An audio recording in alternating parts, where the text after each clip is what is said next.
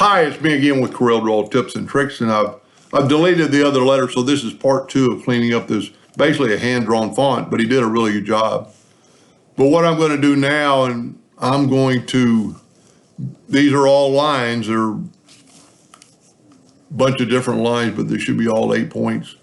Evidently, I've done something different, but anyway, I'm going to go to Object and convert them to an object, or go to Group. I think maybe I selected too many lines. I'm going to go up to this and convert this to an object. And then while selecting them again, I'm going to left click, right click, and you see what we've done. But that's easily done because we can select it all and go right here to weld and weld it. And look at that, we got a pretty good font. Now, I would probably go through here and go up to Object, break the curve apart, get the virtual segment delete key will work on this case. Just go through there and delete those little parts, because then when we fill them back in,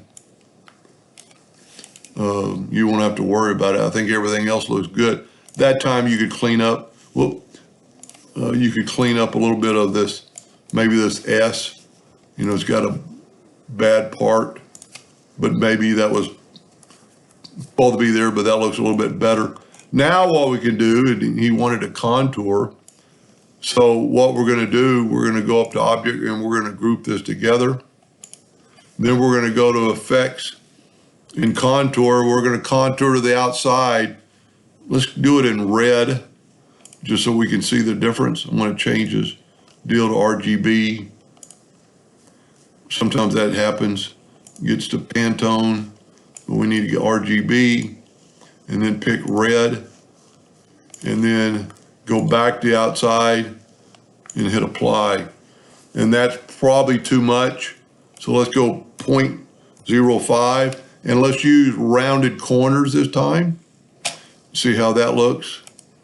Whoop, I must have hit inside by backing up. Nope, I backed up and took away everything, 0.05. I backed up and took that away. 0.05, rounded corners. There we go. That looks pretty good. Now to get the effect, you really need to do the inside of these letters. And because we've grouped together, now we can, because it's a contour, we need to select everything. I didn't do the R evidently. Go up to Object, break the 7 objects apart. And let's get that inside apart. Let's ungroup them and grab that inside and go to the inside.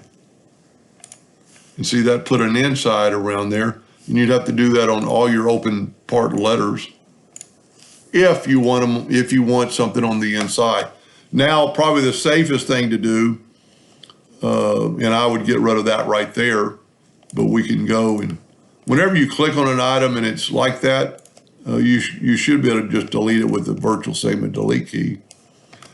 The safest way to do this, I think, would be, let's see how tall this thing is. It's less than 1.5 inches. Let's make our nudge factor 2. Let's take the Smart Fill tool, have it on black, and let's get the letters and do them in black. I say it's the safest way. It doesn't really matter, but then if you want like a light gray contour mark around it, and look at that. So now you've got a good clean font with a gray background around it. And you can have square corners, rounded corners, or whatever you want to do just by changing your corners up here. And he did have one other problem with filling in that E, or that first G, but I didn't have a problem with it, so maybe it got fixed. Anyway, hope that helped him a little bit. Thank you for watching.